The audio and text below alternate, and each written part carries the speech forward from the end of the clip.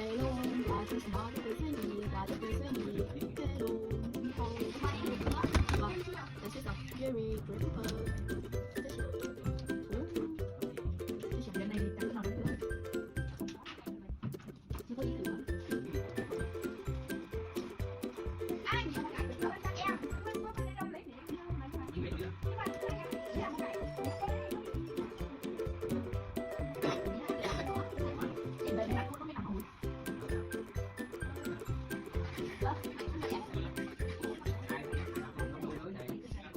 Nếu có sự kiểu như ở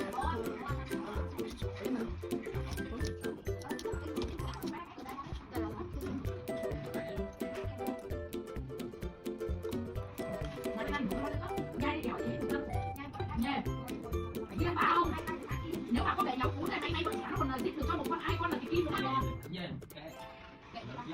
Không, nhưng mà phải mua về là sau lên nhắn tiếp lên liên tục mà. nếu một cái sự bài học đó là